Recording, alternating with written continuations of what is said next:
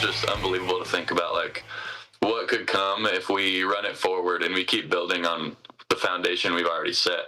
I think that's what's so exciting about that term, run it forward, and it speaks so well to who we are, worrying about the process and not worrying about the results. I'm going to be honest. We've heard a lot of people talk about run it forward, and it was Brady Russell that kind of just opened my eyes on that. We don't want to run it back because that's trying to repeat and do everything you did. And you hear that so much. Let's run it back. Let's run it back. Let's do it. And just Mike Macdonald is so careful in the words, and you know this because you sit down and have one-on-ones with him during the season all the time. He's very careful, but he's very smart with the words he uses and run it forward. I mean, it's so simple, but it's so smart. Yeah. We're not going to run it back. We're going to run it forward. Yeah. Brady Russell, a Seahawks tight end, joined us on the show yesterday. Great visit with Brady. The Seahawks made a few organizational moves. Matt Berry and Willie Schneider were both promoted to assistant general manager positions. Willie is the nephew of general manager John Schneider. So great opportunity for Willie and Matt Berry to learn from the NFL Executive of the Year. The Seahawks rivalry with the Rams has certainly heated up in recent years. Jared Verse, tremendous defensive lineman for the Rams, was involved in the Rams trade for Myles Garrett. Before Verse left his Rams teammates, though, he had a message for them. Make sure you beat the Seahawks. I don't get this at all, Paul. You don't get it? No, who cares? Like, move on, Jared Verse. Get your life going in Cleveland and worry about playing for the Browns. You know what? I love it, actually. The Seahawks are in their minds. I mean, even the guys that aren't even on the team, they're still thinking about the Seahawks. You ask the Seahawks about the Rams, they're like, I think that's week 16. We're not really concerned about them right now. We've asked several of the players and coaches, Paul, what do you think about this pickup? Oh, it's a great pickup, but, we're not really thinking about it. The Rams, all they seem to do is talk about the Seahawks right now. How those rings looking on your fingers, Rams? I'll tell you what. Chris, they can do a little trash talking here. But several Seahawks didn't waste any time responding to that. Safety Nick Emanwari fired back with a laughing emoji on Instagram, commenting, "We left a stain on bruh mind."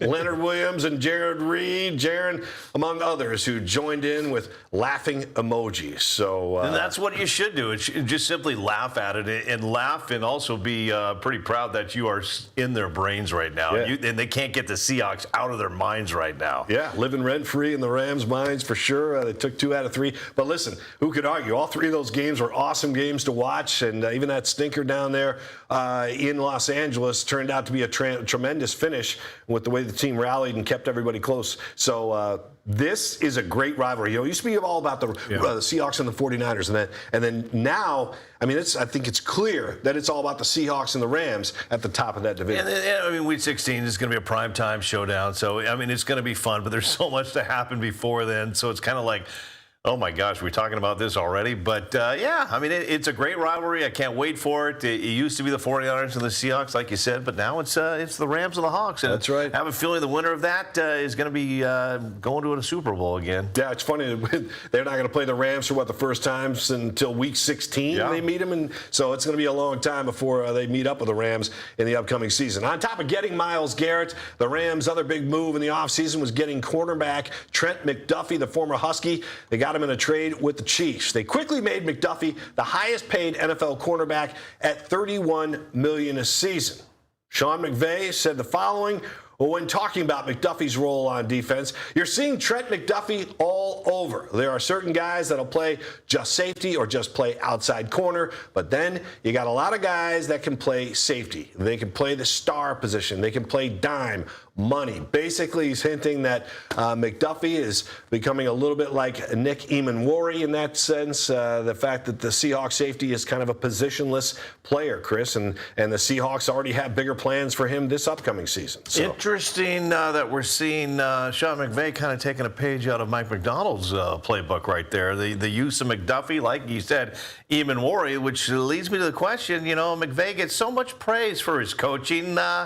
I got to tell you what, this youngster with the Seahawks, Paul, I may have him a little higher up on the coaching books right now than Sean McVay, because Coach McDonald seems to be paving the way right now, and other coaches are taking pages out of his book. Yeah, well, people were taking pages out of McVay's offensive book for sure, because he is this great offensive mind, and of course McDonald is the great defensive mind, and both guys are trying to reinvent themselves as they move forward, because it's a copycat league, as we talked about on this show. The Rams are trying to see what the Hawks are doing on defense, and I wouldn't be surprised if Brian Fleury, the new offensive coordinator for the Seahawks, is trying to do some things that other teams are doing. So every year you got to evolve, and you got to keep, as Mike says, keep chasing edges, stay out in front of everybody, be 2 steps and 3 steps ahead of them. So great competition, though, like you said, 2 young minds going at it, opposite sides of the ball, and every time they meet, man, it's just going to be fun. It's going to be a lot of fun, and you're right. You do have to keep evolving, because the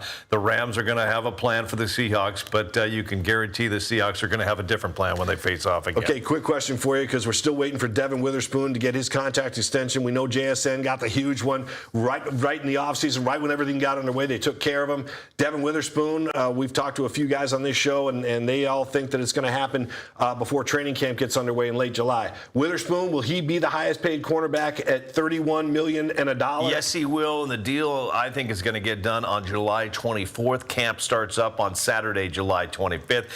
This thing is going to get done right away. Okay, John Schneider, Executive of the Year, for a reason. You got to pay the spoon and take care of him. Yeah, for sure. $31 million a year, and it's all about the guaranteed money as well. So they're going to take care of him, and he certainly has proven he's worth being the #1 paid cornerback in the NFL.